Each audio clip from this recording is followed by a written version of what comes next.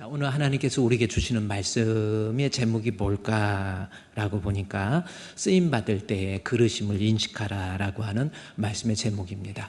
말씀의 제목 속에서 내가 하나님 앞에 쓰임받을 때 내가 어떤 존재인가를 먼저 인식해야 된다라고 하는 거예요. 주의 일 할 때 중요한 거, 교회에서 쓰임받는 것이 중요한데 쓰임받을 때 내가 그르심을 인식하지 못하면 주의 일을 하라고 할 때 자꾸 저는 못해요, 저는 바빠요, 저는 힘들어요, 저는 할 일이 많아요, 저는 못해요. 그래서 내가 그릇이라고 하는 것을 인식하지 못하니까 내 힘으로 하는 줄 알아요. 그렇기 때문에 그릇은 뭡니까? 받아서 하는 거잖아요.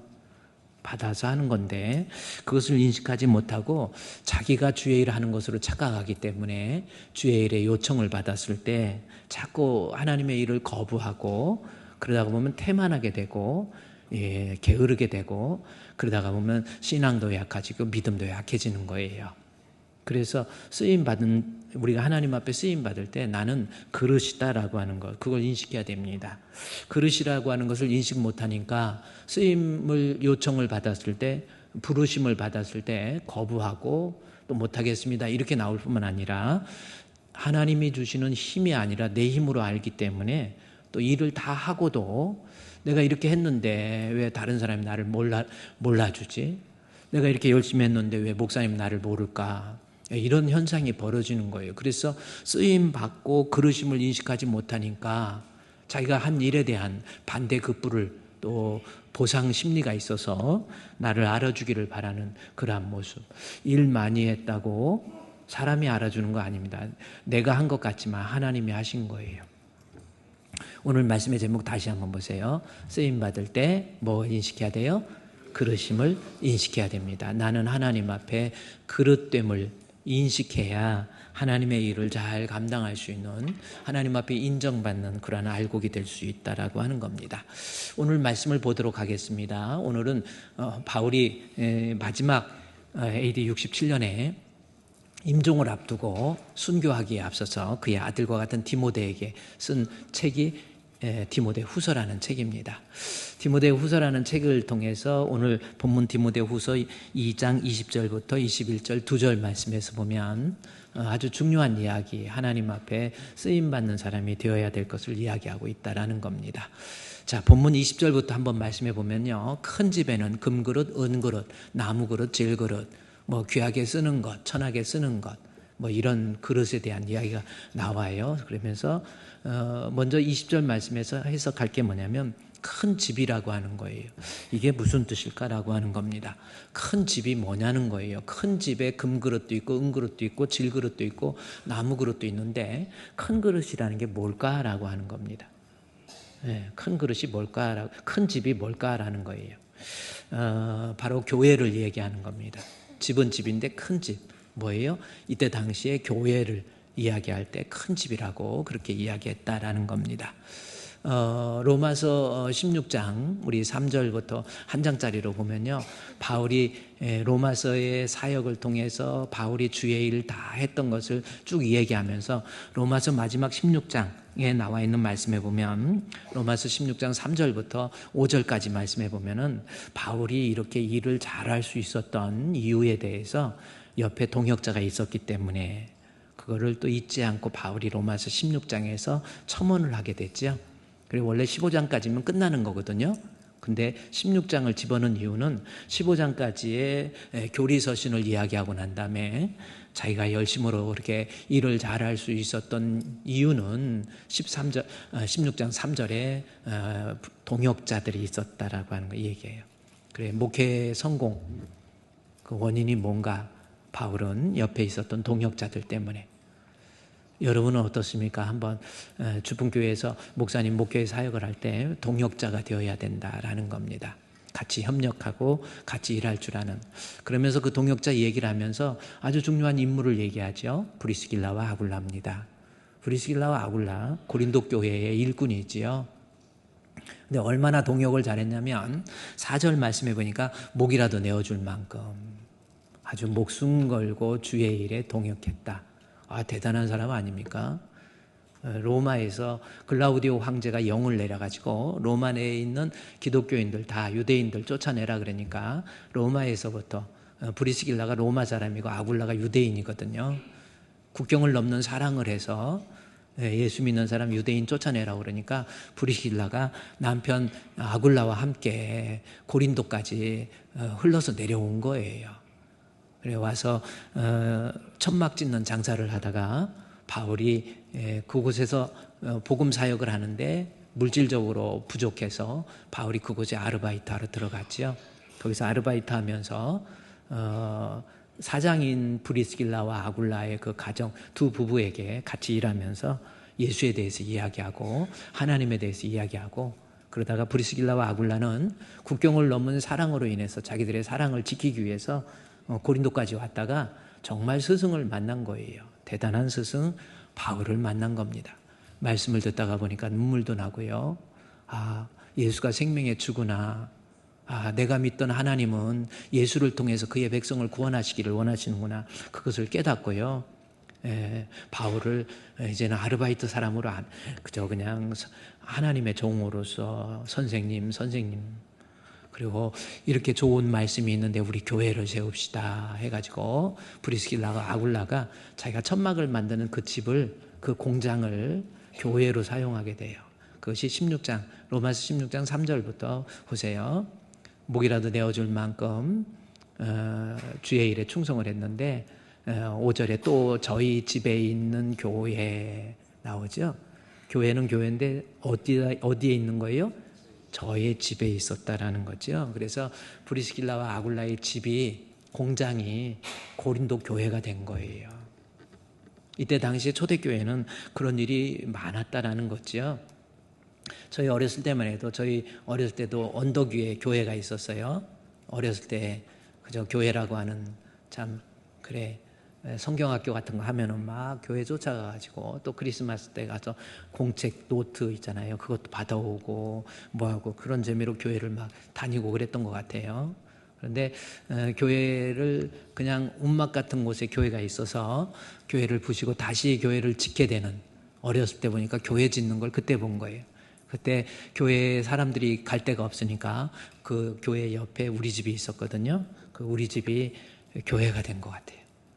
대청마루 있는 데에다 다 모여갖고 성도들이 그때만 해도 하얀 옷 입고 같이 모여서 그렇게 우리 집에서 예배드렸던 그러한 모습. 집에서 예배드리지만 교회잖아요. 교회라고 하는 것은 예수 믿는 믿음의 공동체가 모여있는 에클레시아, 그게 교회잖아요. 다시 디모데후서 2장 20절 말씀에 한번 볼까요? 지금 바울이 AD 67년 그때 당시 역사 속으로 여러분이 들어가 보십시오. 예수님께서 십자가에 못 박혀 죽으시고 부활하신 지 한 30년, 40년 된 거죠. 그때 사람들이 복음의 진리를 가지고 예수를 믿는 사람들이 모여요. 근데 이때 브리스길라와 아굴라도 그곳의 집에서 모여서 예배드렸는데 여기 본문에 디모데후서를 쓰면서 예배소 교회도 마찬가지였다라는 거예요. 디모데후서 여기 디모데후서를 쓸 당시에 디모데는 예배소 교회 감독이었잖아요. 예배소 교회 감독으로 디모데를 보내서 그런데 그때 예배소 교회가 따로 뭐 특별히 교회 건물이 있는 게 아니라 집에서 모여서 하나님 앞에 예배드렸다라는 겁니다. 자, 2장 20절 말씀에 잠깐 역사적인 배경 속으로 우리가 들어가서 큰 집이라고 하는 것은 이때 당시에 디모데가 사역했던 뭐 예배소 교회 정도로 생각을 해도 성경 해석에 있어 큰 문제는 없는 것 같아요. 예배소 교회 큰 집에는 교회 안에는 금그릇도 있고 은그릇도 있고 나무그릇도 있고 질그릇도 있고 귀하게 쓰는 것도 있고 천하게 쓰는 것도 있다 이렇게 표현하고 있죠. 그러니까 교회 안에는 각양각색의 사람들이 모여있다라는 겁니다. 오늘날도 마찬가지잖아요. 교회는 각양각색 남녀노소 빈부 귀천 할 거 없이 각양각색의 사람들이 모여있는 것이 예수를 믿는 믿음의 공동체를 구성하고 있는 교회의 모습이 될 수 있다라는 겁니다. 그래서 각양각색의 사람들이 모여 있는데 중요한 것은 본문에서 강조하고 있는 것이 뭔지 볼까요? 다시 디모데후서 2장 20절 말씀에 교회에는 각양각색의 사람들이 있어요. 뭐 직분으로 교회 시스템 속에서 직분으로 봐도 장로님도 계시고 목사님도 계시고 뭐 안수 집사님도 계시고 권사님도 계시고 그냥 평신도도 계시고 우리 청년들도 있고 각양각색의 사람들이 모여 있는 것이 교회인데 이 교회에는 뭐 좀 그래요. 교회 신앙생활을 오래 한 사람도 있고 그냥 새로운 성도들도 있고 여러 사람들 각양각색의 사람 좀 배운 사람도 있고 그렇지 못한 사람도 있는데 20절 말씀에서 뭐라고 그랬습니까? 금그릇, 은그릇, 질그릇 뭐 여러 가지 얘기하면서 중요한 것은 20절과 21절에서 강조하는 사실이 하나 있습니다. 한 장짜리로 묶어서 볼까요? 디모데후서 2장 20절 21절에서 교회 안에서 여러 사람이 모여 있지만 중요한 것은 쓰임 받는 것. 금그릇이냐 은그릇이냐 내가 신앙생활 오래 했냐 적게 했냐 실력이 있냐 없냐 이거 저거가 중요한 게 아니고 내가 교회의 공동체로서 교회에 주님의 몸된 교회에 사용되고 있는지 그래서 계속 20절 21절에서 강조하는 것이 쓰임받는, 쓰임받는, 쓰이는 21절에서도 귀하게 쓰는 이 말이 나온 거예요. 아무리 금그릇으로 만들어서도 쓰임받지 못하면 그것은 무익하다, 가치 없는 거고 의미 없는 거다라고 하는 뜻이에요. 여러분은 교회에서 어떻습니까? 예수를 믿어서 하나의 공동체를 구성하고 있잖아요. 공동체를 구성하고 있으면 이 교회의 공동체에서 반드시 하나님께서 각 사람에게 분명히 그냥 부른 게 아닙니다. 은사를 주셨고 각양각색의 사람이 모여서 주님의 몸된 교회를 위해서 무엇인가 쓰임받는 그러한 성도가 되어야 된다라고 하는 것이 20절, 21절을 통해서 우리에게 강조하고 있는 바울의 메시지입니다. 그러니까 여러분 한번 생각해요. 내가 신앙생활하면서 내가 과연 이 교회를 위해서 어떤 모습으로 쓰이고 있는지 이거를 보라는 거예요. 쓰임받지 못하면 본문의 말씀에 아무리 금으로 은으로 내가 배우고 실력 있고 돈 있고 뭐 장로님 돼도 쓰임받지 못하면 의미 없다라는 거예요. 저는 이렇게 양복만 입어야 되는 어떻게 보면 좀 이렇게 어떻게 목사여서 어디 가더라도 꼭 양복을 입어야 돼. 양복 좀 안 입었으면 참 좋겠어. 막 더워도 입어야 되고 이 양복 입는 것이 참 힘들고 귀찮은 것 같아요. 그래요. 그래도 할 수 없이 좀 양복 입고 그래도 여기 와야지. 추리닝 입고 여기 와서 아직 보여주지 마. 신발을 왜 보여줘? 너무 앞서. 조금 이따 내가 보여주라고 할 때 보여주세요. 말을 하려니까 중간에 딱 끊어버리면 이제 그래서 운동할 때는 제가 이렇게 추리닝도 있고 제가 그래요. 그런데 그래도 아무래도 여기 설교할 때 그래도 양복 입고 설교해야지. 그래야 여러분도 좀 존중받는 느낌이지. 제가 막 체육복 입고 반바지 입고 여기서 설교한다고 해보세요. 좀 그렇잖아요. 그래서 할 수 없이 양복 입고 그러는데 운동할 때는 그래서 늘 양복만 있다. 운동할 때는 반바지도 입고 그다음에 누가 알아볼까 봐 이 체양이 옆으로 이렇게 자외선 차단으로 쫙 내려오는 거 있어요. 그거 딱 끼고 모자 팍 뒤집어 쓰고 운동하고 저도 그래요. 그것도 반바지에 샌들 신고 그렇게 해요. 그러면 성도들이 못 알아볼 줄 알았는데 광명에서 돌아다니면 한참 갔다가 오면 띵까띵까 카톡이 와요. 카톡이 와서 목사님 어디 가세요? 어떻게 이렇게 알아보는지 모르겠어. 제가 완전히 변장을 했거든요. 그래도 알아봐. 다음부터는 그래서 이게 자꾸 알아보니까 목사님이 또 막 운동하고 그런 거 보면 어떤 사람은 목사님은 화장실도 안 가는 줄 알잖아. 그래서 안 거룩하게 보일까 봐. 그렇다고 운동 안 할 수 없잖아요. 늘 책 읽고 앉아 있다가 여기까지 읽고 가서 운동해야지 하고 운동하면 또 알아보고. 그래서 여자 가발을 써가지고 가발을 쓰고 이렇게 다니면서 가끔가다 한 번씩 바람에 날리면 이러면은 목사님 아닌 줄 알 것 같아. 그래서 그것도 한번 고려해 보고 있는데 또 그것도 또 그래요. 근데 이제 신발도 운동화를 신으면 답답해가지고 이때만은 그냥 샌들을 신자 하고 샌들을 신어요. 그래서 샌들을 신고 샌들에 또 양말 신으면 또 그것도 이상하잖아요. 양말도 안 신고 샌들만 신고 그러면 비가 와도 괜찮고 아주 좋아. 그래가지고 그러는데 샌들 그래서 좀 좋은 거 샀어요. 디자인도 이쁘고 색깔도 이쁘고 바닥도 푹신해가지고 발바닥도 안 아프고 그래갖고 좋은 거 샀어. 네, 샀는데 그거 신고 가다가 보니까 한 5분 걸었더니 그 옆에 그 밴딩하는 부분에서 뭔가 이렇게 튀어나와가지고 저거예요. 저거 좋은 거. 저렇게 방송실에서 보여주고 싶어서 죽겠나 봐.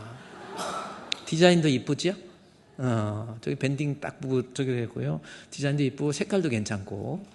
저거 신고 아주 좋아요. 바닥이랑 좋고 그런데 저거 신으면 메이커도 있잖아요. 앞에 메이커 그냥 아무 메이커나 신겠어. 뭐요? 동그란 데 보세요. 챔피언 길표.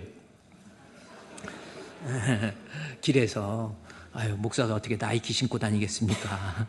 그래 이제 저 길표 사가지고 저거 신고 다니는데 아주 좋고 그래서 제가 샀는데 저거 보니까 옆에 꽉 발을 고정하는 부분에 거기에 자꾸 신으면 옆에가 자꾸 이 피부가 벗겨져요. 그래서 빨갛게 되고 아프고 그래서 데일밴드를 붙이고 했더니 데일밴드가 벗겨져 버려. 그러니까 또 아파. 신발은 좋은데 저거 신고 나면 다리가 너무 아파갖고 안 되겠더라. 그래서 안 신고 그냥 놔두고 어디 나갈 때 보기는 좋은데 안 신어. 그래서 신발장에다 모셔놨는데 새로 신발을 이제 우리 식구가 사서 이렇게 놓다 보니까 신발장이 모자라는 거예요. 그래서 저는 좋긴 좋은데 못 신어. 그래서 안 되겠다. 너는 좋긴 좋은데 사용되지 않잖아. 그래서 버리려고 밖에 내놨어. 필요하신 분은 저한테 연락하면. 교회 성도 마찬가지예요. 내가 교회에서 10년, 20년 신앙생활하고 나는 목사님 옛날에는 뭐 했어요? 청년 때 날렸어요. 근데 지금은 사용되지 않는다고 한다면 하나님 앞에 어떤 느낌이겠습니까? 한번 생각해요. 주인의 마음이 어떤 느낌이에요? 사용받지 못하면 자리만 차지하고 있다고 한다면 장로는 장로로서 내가 하나님 앞에 부끄러움이 없는 일꾼으로서 자신을 하나님 앞에 드리기에 힘써서 사용돼야지요. 안 그렇습니까? 장로로 사용됐는데 내가 근데 아니에요. 이번에 새로 우리 임직하게 되는 분들 아까 보니까 공부 열심히 하잖아요. 아까 그 사진 안 보셨어요?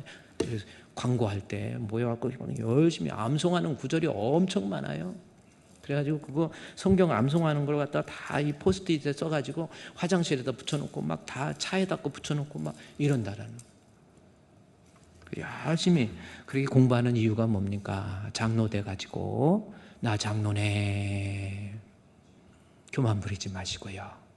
평신도보다도 못한 그러한 모습이 아니라 내가 하나님 앞에 장로로서 세움받았으면 쓰임받아야 돼요. 그 훈련이 지금 공부입니다. 왜 성경구절 외우고 암송하고 조직신학을 왜 공부합니까? 말씀을 통해서 믿음이 없으면 주의 일 하는 것이 버거워요. 못해, 안 해. 가능한 안 하려고 그래. 나이가 들수록 세월 갈수록요. 내가 하나님 만날 준비하세요. 좋은 교회에 좋은 목사님 만나서 이 그릇에 예수 그리스도를 채우세요. 하나님 앞에 쓰임 받아야지요. 어떤 사람은 이제 나이 들었으니까 다 내려놓는다. 아니라니까요. 하나님 앞에 항상 부끄러움이 없는 일꾼으로서 자신이 하나님 앞에 쓰임 받아야 하나님 앞에 인정받는 그러한 성도.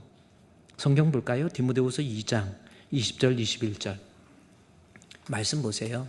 큰 집 교회에는 각양 사람의 은사가 있고 재능도 있고 여러 가지 신앙적으로 오래 한 사람도 있고 직분도 있고 장로도 있고 목사도 있고 안수집사도 있고 권사도 있고 여러 가지 직분이 있는데 중요한 것은 내가 그것이 금이냐 은이냐 그거 따지지 않습니다. 중요한 거 강조하는 거 20절 21절 뭘 강조합니까? 쓰임이잖아요. 큰 집에는 금그릇 은그릇 그릇 질그릇도 있는데 귀하게 쓰는 것도 있고 천하게 쓰는 것도 있고 그러므로 누구든지 이런 것을 자기를 깨끗하게 하면 귀히 쓰는 그릇이 돼요 라고 하는 것. 이 쓰임받는 것이 중요한 겁니다. 하나님 앞에 부끄러움이 없는 일꾼으로서 교회에 쓰임받는 우리 성도 되시기를 주의 이름으로 축원드립니다. 아무것도 혹시 제가 뭐 그냥 교회만 나오시는 분들을 듣고 마음 아프게 하려고 그런 것이 아니라요. 인생은요, 어떻게 사는 것이 잘 사는 겁니까? 왔다 가는 인생 속에서 금방이거든요. 60년, 70년, 80년. 60 넘으면서 65세 정도 넘으면 근육도 빠지고 어디 가서 맛있는 거 먹어도 밥맛도 떨어지고 잠도 잘 안 오고 다 그래요, 여러분. 저는 인생의 단면을 보지 않습니까? 우리 성도들 태어나는 사람부터 돌아가시는 분까지 다 보게 되면요. 나이가 들면 들수록 겉사람은 후패해져요. 그러나 후패해질수록 더 주님 앞에 가까이, 주님 앞에 가까이, 더 주님 사랑하고 주님 의지하고 이래서 내가 하나님 앞에 사용되다가 가는 것이 복 있는 인생이지. 나이 들었다고 점점 나이 든다고 아유 목사님 저요 저 못해요 바빠요 또 노후 준비해야 돼요. 노후보다 더 중요한 거 노후보다 사후를 준비하세요. 응? 따라합시다. 노후보다 사후를 준비하자. 죽을 때 잘 죽으세요. 어차피 뭐 아무리 배우고 실력 있고 돈 있고 뭐 대통령은 안 죽습니까? 김일성도 죽었는데요. 진시황도 죽고요. 양귀비를 며느리를 뺏어서 자기 아내로 삼았던 현종도 죽었는데요. 안 죽을 사람 없어요. 이 세상 내가 어떻게 살아요? 썩어져 없어져 버릴 죽을 때 물 한 방울 못 갖고 가잖아요. 아무리 자식을 사랑하지만 자식이 내 죽음 앞에서 나 말린다고 안 갑니까? 중요한 건 내가 하나님 앞에 어떻게 살아야 돼요. 이 땅에 살면서 하나님 앞에 쓰임받는 일꾼. 교회에서 나는 장로네, 안수집사네, 목사네, 나는 신앙생활 30년에 어렸을 때부터 다녔네, 50년 평생이네. 그런 거 자랑하지 말고 내가 지금 하나님 앞에 어떤 모습으로 쓰임받고 있는지 쓰임받는 우리 주품교회 성도 되시기를 우리 주님의 이름으로 축원드립니다. 아멘. 그래요. 목사님 알겠습니다. 그러면 하나님 앞에 내가 쓰임받는 무언가가 성가대든 뭐 교사든 여전도회 남전도회 같이 모여서 같이 전도회 활동을 하든 쓰임받아야 돼요. 안 쓰임받으면 아까 그 자꾸 주인의 마음만 아프게 하는 그런 흠집나게 하는 샌들이 될 수 있어요. 다시 한번 샌들 보여줘봐요. 자리만 찾아. 그래서 아까워갖고 내가 또 깨끗이 저거 닦았어. 또 칫솔로. 어렸을 때 운동화 없고 막 고무신 신고 다니다가 운동화나 아버지가 사줬는데 그게 얼마나 소중했는지 바닥 다를까봐 보폭도 넓게 뛰고 그 다음에 저녁이 되면은 그거를 방 안으로 데려오기 위해서 칫솔로 막 닦았어요. 치약, 럭키 치약으로 막 닦아갖고 그거 옆에 잠자리 옆에다 놓고 잤어.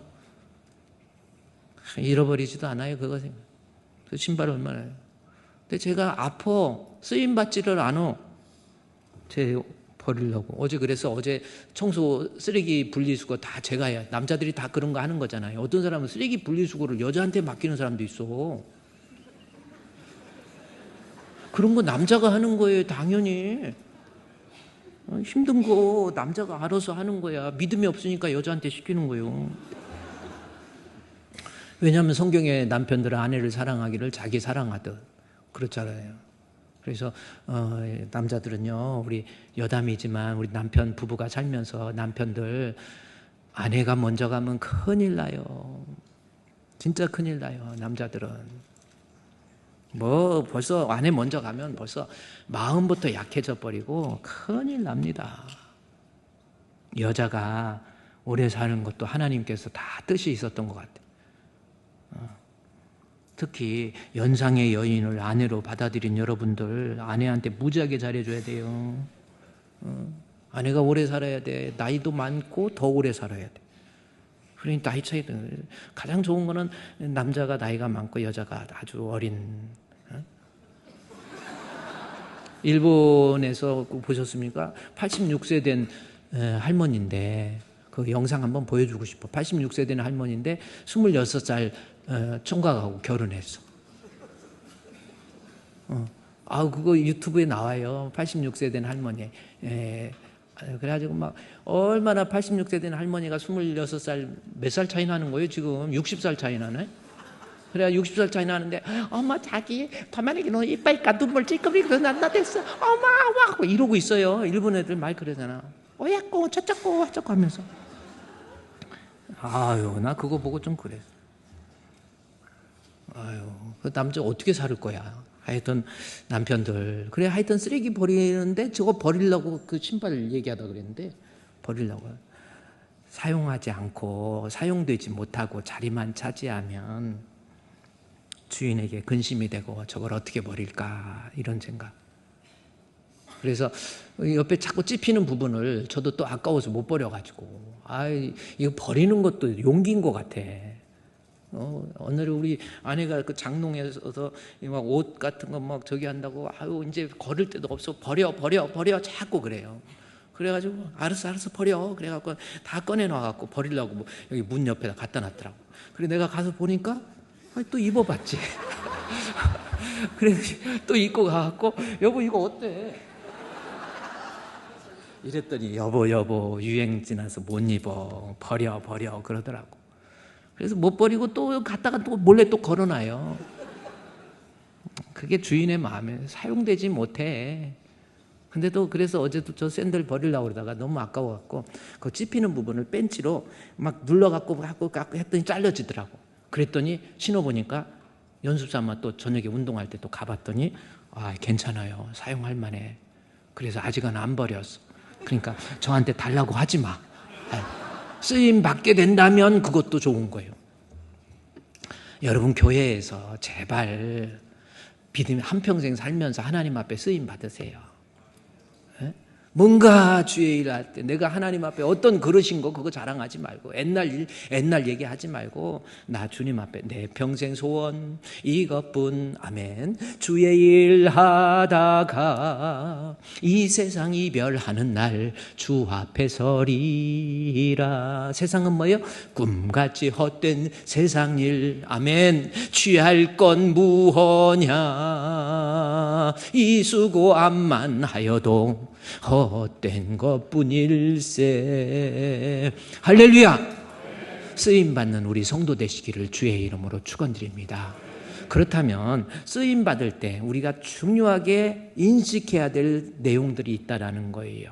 그것이 디모데후서 2장 20절부터 21절까지 한 장짜리로 한번 봅시다.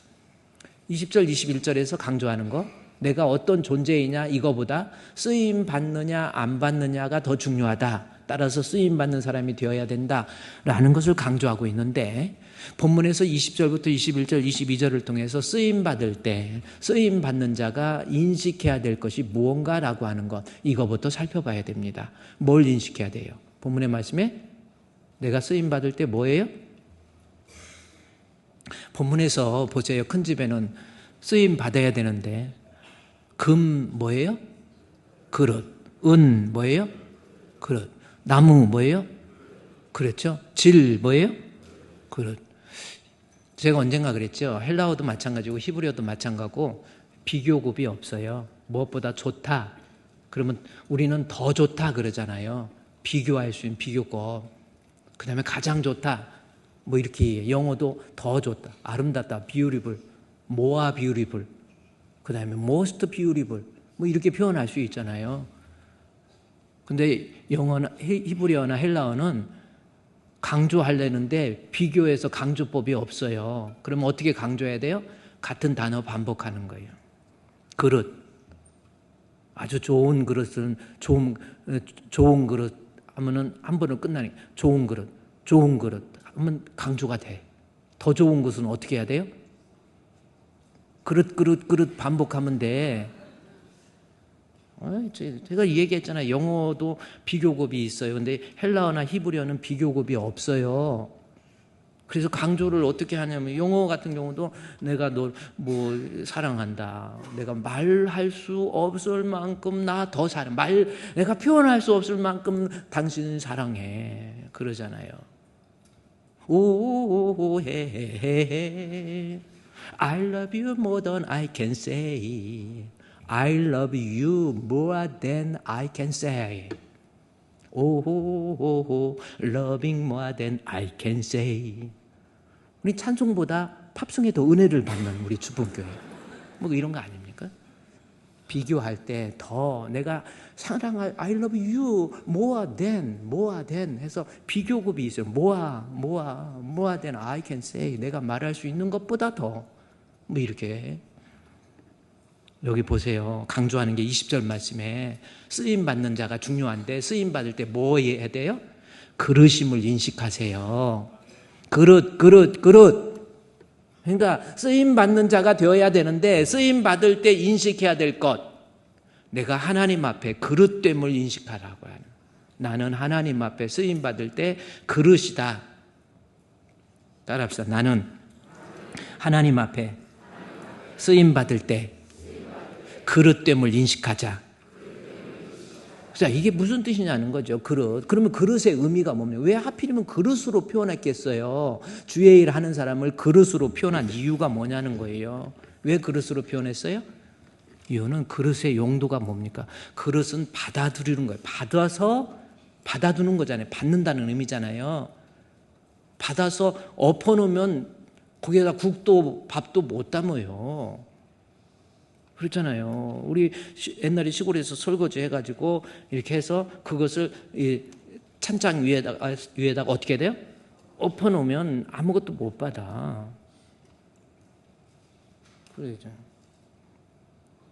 그래가지고 이 살캉이라고 옛날에 어릴 때 살캉이라고 그랬죠. 살캉, 찬장이라고 뭐라고 살캉이라고 그러나요? 살캉. 그래서 정신이 조금 저기 한 사람 뭐 그런 좀 근데 좀 정신이 안 좋았고 그랬는데 그냥 갑자기 오강을 닦아가지고 그것을 살캉 위에다가 뒤집어 놔가지고 그래가지고 그런 말도 있고 그래. 그래서 옛날에 어렸을 때 나도 제가 욕을 한다는 게 아니라 아유 미친년 오강 씻어가지고 살캉에다 뒤집어 놨네 그런 말이 있었어. 오강 씻어서 살캉에다 뒤집어 놨네. 그래가지고 이상한 괜찮은 줄 알았는데 오강 씻어갖고 살캉에다 뒤집어 놨네. 뭐 이런 하여튼 그릇은 담는 거의 의미예요. 다시 디모데후서 2장 20절 쓰임 받아야 되는데 쓰임 받는 사람이 인식해야 될 그릇됨을 인식하라라는 겁니다. 무슨 뜻입니까? 주의 일은 내가 하는 게 아니라는 거예요. 받아서 하는 겁니다. 하나님의 일은 내가 하는 것이 아니고 받아서 하는 거예요. 내 실력으로, 내가 능력으로, 내가 하는 것, 내 힘으로 하는 게 아니에요. 우리 주님이 주신 힘으로 내가 감당하는 겁니다. 내가 좀 배웠다고 실력 있다고 그걸로 하는 건 줄 아세요? 아니에요. 주의 일은 그릇이에요. 하나님이 주신 힘으로 내가 감당하는 거. 이게 주의 일이에요. 목사님 저는 바빠서 못해요. 아니라니까요. 그러한 못하는 환경이라고 하지만 주의 일은 하나님이 주시는 힘이에요. 내 힘으로 하는 줄 아니까 나 바빠요. 힘들어요. 피곤해요. 할 일 많아요. 다른 일 해야 돼요. 아니라니까요. 주의 일은 하나님이 주시는 힘으로. 할렐루야. 그것이 그릇됨을 인식하라는 거예요. 내가 주의 일은 쓰임 받아야 되는데 쓰임 받을 때 내 힘으로 하는 것이 아니라 하나님이 주시는 힘으로 감당한다라는 겁니다. 기독교는요. 그래서 기독교는 뭐라고 하냐면 그릇의 종교라고 그래요. 따라합시다. 그릇의 종교. 아니 표현을 왜 그릇이라고 했냐는 거죠. 받아서 하는 거예요. 기독교 윤리든 기독교 도덕이든 주의 일이든 받아서 하는 겁니다. 예를 들어서 마태복음 18장 21절부터 24절까지 말씀 한번 보면요. 그리고 33절까지 같이 묶어서 한 장짜리를 보면은 마태복음 18장 21절에서 어떤 내용을 하냐면요. 베드로가 예수님과 대화를 하면서 너희들 용서하면서 살아야 된다. 그러니까 베드로가 예수님의 수제자잖아요. 그래서 내 체면도 있지. 예수님, 그래 용서 알겠습니다. 한 7번 하면 되겠습니까? 베드로 많이 쓴 거예요. 그게 왜냐하면 베드로도 유대인으로서 율법에 의하면 3번까지 용서해 주는 거예요. 그리고 3번 넘으면 삼진 아웃되는 거거든요. 누가 나한테 힘들게 했어, 나를 괴롭혔어, 억울하게 했어. 너는 성경 율법적으로는 너 3번까지 억울해도 힘들어도 참어. 1번 참고 참아야 되는 2번 참고 참으려니까 3번까지 참아요. 그것이 율법입니다. 그런데 예수님께서 용서에 대해서 이야기하니까 베드로가 예수님 한 7번이면 어때? 7번. 정말 많이 썼지요. 이 정도면 예수님한테 칭찬 들을 줄 알았어. 그랬더니 예수님께서 하시는 말씀이 7번 합니까? 그랬더니 22절 뭐라 그래요? 예수께서 이르시되 내게 이르르니 아니 7번뿐 아니라 70번씩 7번. 그러면 70번씩 7번이면 몇 번? 77은 49, 490번. 77은 56 하니까 어떤 사람은 그게 맞는 줄 알더라고. 77은 49. 그럼 490번을 용서하라는 거예요. 아니 7도 많이 썼는데 어떻게 490번 용서해요? 그래서 이 본문을 가지고 어떤 목사님은 또 설교할 때 보세요. 3번 아니야. 끝까지 용서할 줄 아는 거. 이것이 그리스도인이 원하는, 그리스도께서 원하시는 성도의 모습입니다. 그러면 아멘 해요. 끝까지 용서하라는 거예요. 네 그냥 돌을 닦아서라도 용서해. 참어. 그게 기독교입니까? 아니에요. 22절 말씀은 어떻게 해석을 해야 돼요? 23절과 연관적 그러므로가 있기 때문에 연관되어서 생각해야 되잖아요. 따라서 그러므로 하면서 이게 나오는 내용과 볼 때 22절은 뭡니까? 77은 49 끝없이 용서하라 이 뜻 아닙니다. 그렇게 해석하면 속 시원할 것 같지요? 아니에요. 여기서 끝없이 용서가 아니라 너는 베드로 7번 한다고? 아니 너 용서 못해.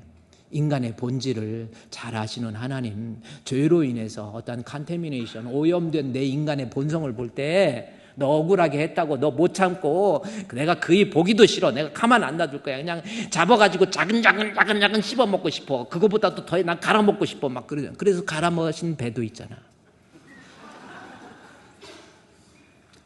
70번씩 7번 뭐예요?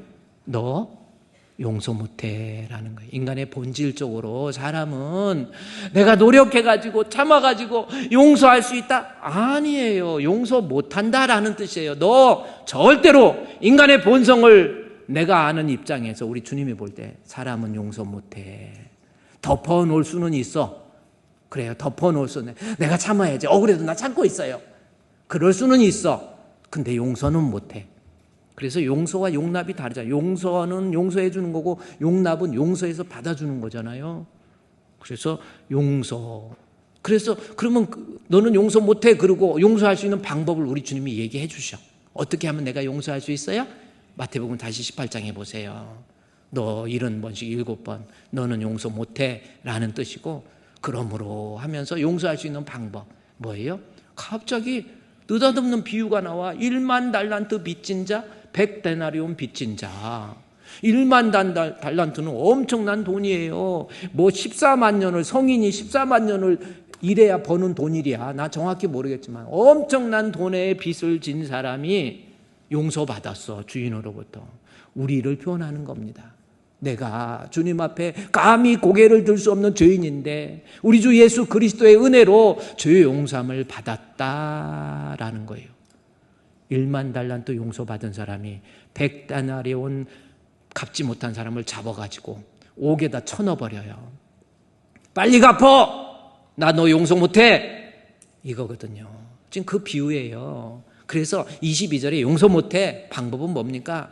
내가 하나님 앞에 어떤 존재인지 이 33절에 나와 있잖아요. 내가 너를 불쌍히 여김같이 나 주님으로부터 불쌍히 여김 받아서 1만 달란트 빚지고 있었던 사람이었는데 우리 주님의 사랑으로 말미암아 내가 용서함 받았어 라고 하는 것을 인식할 수 있는 그러한 사람이 주님으로부터 용서받았다라고 하는 것을 믿을 줄 아는 사람이 다른 사람을 용서할 수 있는 힘이 되는 거예요. 그러니까 용서 내 힘으로는 인간의 힘으로는 안 돼. 우리 주님이 주시는 힘으로 되는 거예요. 주의 일은요. 그래서 그릇의 종교 윤리적인 것도 또 도덕적인 것도 마찬가지야. 도덕적이고 윤리적으로 용서하는 것 내 힘으로 안 돼요. 우리 주님이 주시는 힘으로 감당하는 거예요. 도덕적인 거 생각해 볼까요? 남편들아 아내를 사랑하고 괴롭게 하지 말라. 그러면서 예배소 5장에 말씀해 보니까 예배소 5장 25절 말씀해 보니까 남편들아 아내를 사랑하기를 그리스도께서 교회를 사랑하듯 하래요. 남편들아 25절에 아내 사랑하기를 그리스도께서 교회를 사랑하시고 그 교회를 위해서 자신을 주신 같이 그러니까 남자들은 아내를 어떻게 사랑해야 돼요? 아니 좀 가만히 눈만 뜨고 있으면 갑자기 유령의 눈처럼 무서워. 그러지만 남편들 아내 어떻게 사랑하라고? 아니 읽을 줄 알아 나도. 근데 그게 무슨 뜻이요? 그리스도께 교회 사랑해. 예수님 사랑하기 위해서, 나 살리기 위해서 예수님 십자가에 못 박혀 죽으셨다라는 거예요. 그러니까 저 25절 기독교 윤리학적으로 보면은 남자들은 아내를 사랑하는데 죽으라는 거야. 죽어서 사랑하는 거예요. 그렇다고 농약 먹고 죽으라는 게 아니야. 농약 죽으라는 게 아니라 뭐야? 죽을 만큼 사랑하라는 거. 그게 기독교 윤리라니까요. 죽을 만큼 사랑하고 있습니까? 근데 어떻게 죽어? 생각해. 말은 다시 그 본문에 보세요. 죽을 만큼 사랑하라고 나왔는데 그 사랑이 가능한데 어떻게 내가 아내 사랑하는데 죽을 만큼 사랑하는, 막 목숨 바치고 사랑하는 거예요. 그게 가능하? 살다가 보면 아내한테 섭섭한 것도 있고 그렇잖아요. 막 멀리서 봤을 때는 이뻤는데 가까이서 살다가 보니까 안 이쁜 것도 보이고. 옛날에 내가 청년부 교육 담당하는 목사님이었는데, 아유 청년 결혼하고 갔다 오더니, 아우 목사님 왜 그랬더니, 아우 속았어요. 왜 속아 그랬더니, 그렇게 이쁜 줄 알았더니 결혼해서 보니까 아침에 일어나 보니까 눈썹이 문둥이. 그래. 뭐 문둥이야? 눈썹 다 지웠다 이거예요. 문둥이 만들었다고. 그래서 야, 문둥이가 그 사람 뿐이냐? 우리 아내, 목사님 아내 빼고 다 문둥이들이 많어. 그랬어. 그래. 살다가 보면요, 부부가 싸우면 어떻게 죽겠어? 억울한 거 얼마나 많겠습니까? 아유, 나 지금 막 억울해, 답답해. 그런 것도 많아요. 근데 어떻게 죽으라는 거야? 나 못 죽어. 그래서 방법이 기독교 윤리도 도덕도 마찬가지예요. 다시 에베소 5장 말씀 25절 말씀 위에 뭐라고 그랬습니까? 5절 한 장짜리로 보세요. 남편 아내 죽으라고 하면서 죽도록 사랑할 수 있는 방법 18절에 나왔잖아요. 술 취하지 말라. 이는 방탕. 성령 충만을 뭐예요? 그릇이다고 해요. 성령 충만 받아서 하나님이 주시는 힘, 그거 있으면 억울해도 힘들어도 아내를 이해하고 용서할 수 있는 힘이 생기는 거예요. 내가 노력해서 수양해서 되는 일이 아니에요. 주님이 주시는 힘으로. 그게 기독교 윤리예요. 시험도 마찬가지예요. 내가 시험 당할 때 누가 나 막 믿음 생활하다가 막 흔들려. 그래, 내가 참아야 돼. 내가 그래 억울해도 참고 나 믿음 생활 잘해야지. 아니에요. 예배서 6장에서 그의 힘의 능력으로 강건해져야 돼. 예배서 6장 10절부터 보면요, 그의 힘의 능력으로 강건해지는 거야. 강건해지는 거. 주님이 주신, 그래야 마귀의 계계도, 그러니까 시험도 우리 주님이 주시는 힘의 능력으로 강건해져야 하고. 11절 말씀이 뭐라고 그랬어요? 마귀의 관계를 여러분 신앙생활하면서 시험 많이 있잖아. 이거 어떻게 이길 거예요? 참아야 되느니라? 아니라니까요. 이러한 시험, 하나님이 주시는 힘. 그래서 마귀의 관계를 이기기 위해서 11절 위에 10절이 뭐라고 그랬어요? 하나님이 주신 능력으로 감당하는 거예요. 1517년 마틴 루터가 종교개혁을 하잖아요. 한 30년 후에 존 칼빈이 종교개혁을 사실은 완성한 거거든요. 근데 1517년 어떠한 천주교의 부조리가 얼마나 많았는지. 아니다, 이건 종교개혁해야 돼. 종교개혁 말도 안 돼. 이거 종교개혁. 근데요, 종교개혁이 그때 쉬운 줄 아지? 죽는 일이야. 그때 천주교가 교황의 권위라고 하는 것은 국왕의 권위보다 더 셌거든요. 잡아서 죽이는 거야. 그래서 종교 재판에 회부되면은 잡아서 종탑 있잖아요. 지금 종탑 나와요. 종탑 거기 끝에다가 묶어놓으면 며칠간 묶어놓으면 물피 다 빠지고요. 까마귀들이 와서 쪼아먹어. 종교 재판이 얼마나, 중세 암흑기에 얼마나 무서웠는데요. 근데 루터가 종교개혁을 해야 돼. 자기는 이제 죽는 거야. 그래, 무서워서 못하는 거야. 1517년에. 그래갖고 무서워서 종교개혁 내가 못하겠다 가지고 방 안에 갇혀서 이러고 있으니까 갑자기 밖에서 소리가 나. 아이고. 막 아내가 우는 거예요. 상복을 입고. 여보 이게 무슨 소리야? 뭐야? 그랬더니 하나님이 죽었어. 하나님 죽었어. 아이, 루터. 무슨 소리야? 하나님이 죽다니. 그런 거예요. 그때 루터의 아내가 뭐냐, 당신 하나님 믿는다고 하면서 왜 두려워합니까? 당신이 종교개혁합니까? 하나님이 주시는 힘으로. 루터가 깜짝 놀래가지고 그때 바로 가서 막 종교개혁하는데 195개 조항 비텐베르크 대학에다 막 붙이고, 그 다음부터 어떤 두려움이 있어도 그가 작사 작곡한 것이 내 주는 강한 성이요 방패와 병기 되시니 큰 환난에서 우리를 구하여 내시리로다. 원수 마귀는 그래도 힘을 써. 그거 작사 작곡한 거예요. 팀판이, 그 종교개혁 주간에 팀판이 할 때 내주는 우리 팀판이 정말 멋지잖아요. 우리 피아노 치는 분은 베토벤 닮았고요.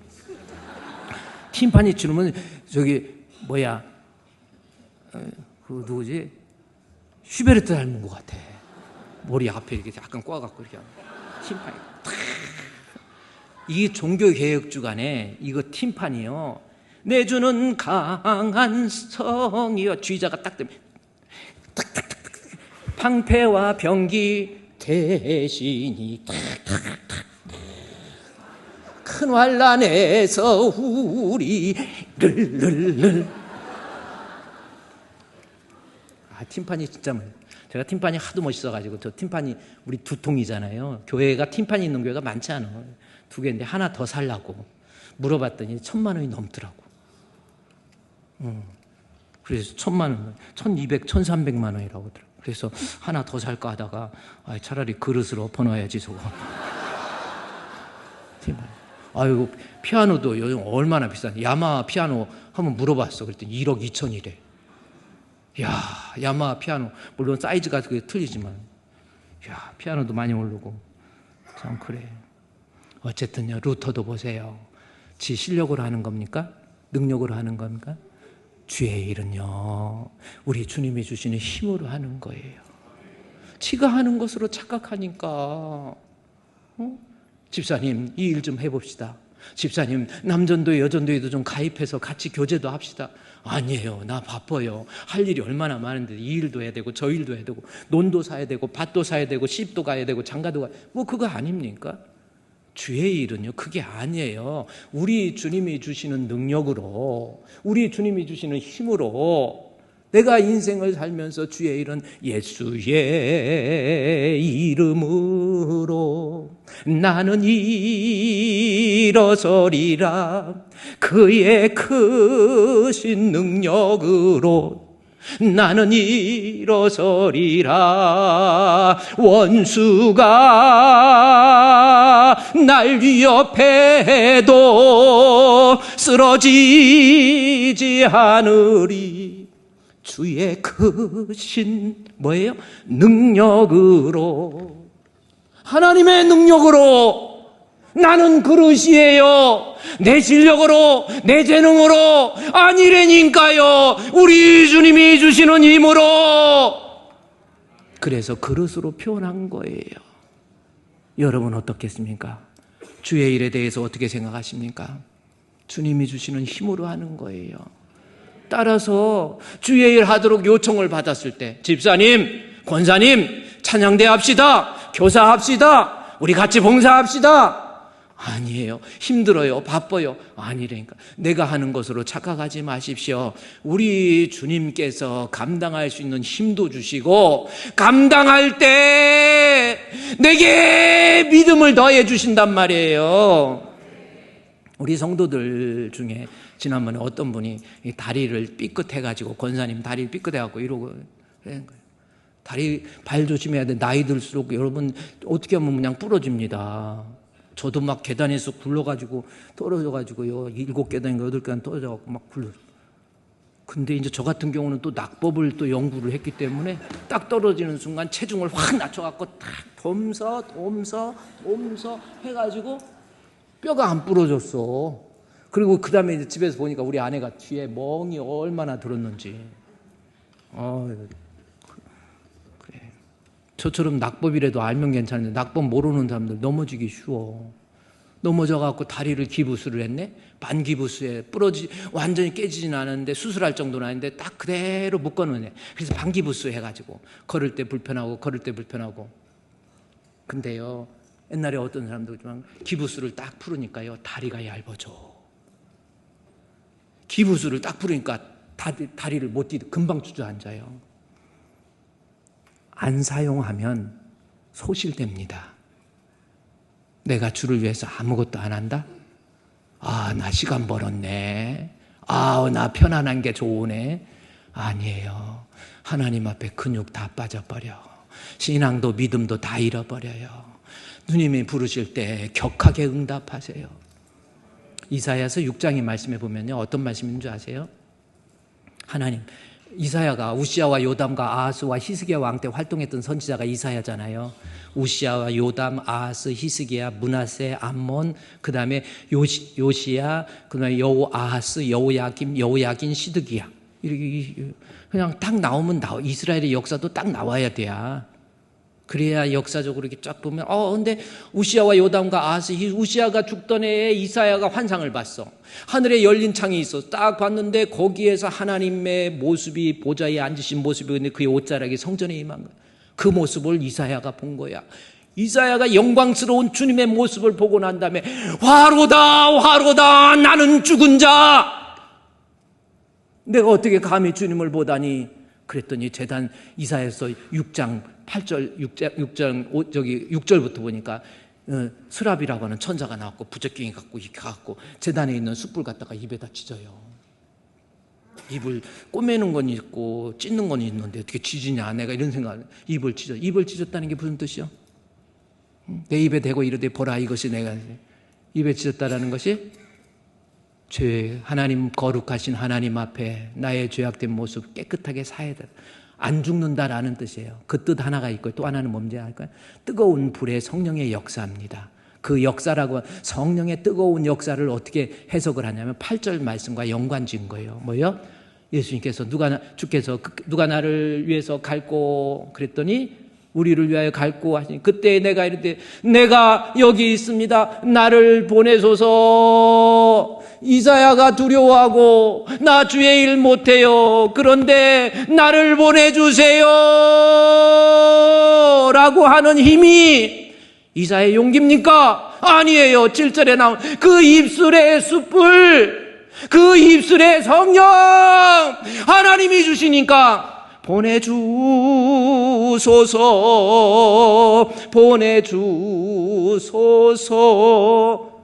찬송 한번 하세요. 여러분 찬송 가사 오늘 괜히 부른 찬송이 아니야. 495장이세요. 여기 이렇게 딸 여기다 놨어. 이렇게 여기 보내주소서. 후렴구 보내주소서 이렇게 하나님 제가 하겠습니다. 하나님 제가 감당하겠습니다. 그 힘이 어디 있습니까? 재단 숯불 내 입술에 대니 어찌 주저할까 주여 나를 보내주소서. 재단 숯불이 뭐예요? 하나님의 능력, 성령의 뜨거움, 하나님이 주시는 능력을 받아서 제가 전하겠습니다. 뭐 이거 아닙니까? 우리 사랑하는 성도 여러분, 여기 3절 말씀에 주가 나를 부르시니 언제 어디나 기뻐 일하리. 하나님이 부르시니까 이거 갑자기 그러니까 하지도 못하겠어. 주가 나를 부르시니 어디 기뻐 일하리. 주가 명령하실 때 뭘 받아서? 능력 받아서 하나님의 일은 하나님이 주시는 힘으로. 할렐루야. 따라서 주의 일에 요청을 받을 때 나는 못해요, 힘들어요, 바빠요, 피곤해요, 그게 교만입니다. 내가 하는 게 아니라 하나님이 하시는 거예요. 이런 사람이 나중에 어떻게 됩니까? 일을 해놓고 자기가 하는 줄 착각하는 사람은 나중에 왜 목사님이 나를 못 알아줘? 내가 얼마나 일했는데 나를 몰라? 시험 드는 거예요. 바울 같은 경우 보세요. 그릇이라고 그랬잖아요. 하나님이 주신 능력인 걸 인식하고 사도행전 고린도전서 15장 9절에서 10절 말씀해 보세요. 바울이 얼마나 주의 일하고 보세요. 나중에 뭐라고 하는지 아세요? 고린도전서 15장에서 보세요. 내가 수고 많이 했지요. 일해. 근데 많이 해. 그냥 많이 해. 더 해. 누구보다? 사도보다. 그것도 한 사도가 모든 사도보다. 정말 주의 일 많이 했어요. 그렇죠? 그러면 내가 이렇게 했는데 너희들 아느냐? 내가 목사님 이만큼 헌금했는데 목사님 알고 계십니까?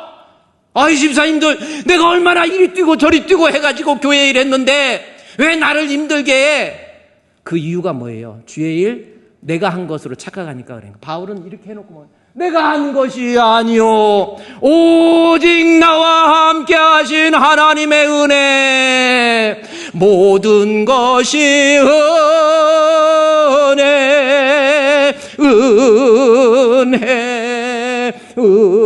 은혜 하나님 은혜 할렐루야. 하나님이 하신 거로 생각하면 주의 일을 하고 잘난 체 안 해요. 나타내려고 하지도 않습니다. 내가 한 게 아닌데요. 하나님이 하신 건데요. 우리 사랑하는 주분교회 성도 여러분, 쓰임 받아야 됩니다. 단 쓰임 받을 때 어떻게 생각해야 돼요? 하나님 앞에 쓰임 받을 때 내가 그릇임을 인식하세요. 주님이 주시는 힘이 있어야 돼요. 따라서 이렇게 주님이 주신 힘이 있다는 것을 인식하게 되면 주의 일 하다가 거부하지 않습니다. 언제든지 알겠습니다. 나 보내주세요. 제가 순종하겠습니다. 제가 감당하겠습니다. 감당하고 나서 주님이 주신 힘으로 했기 때문에 교만 부리지 않습니다. 승리하시기를 주의 이름으로 축원드립니다.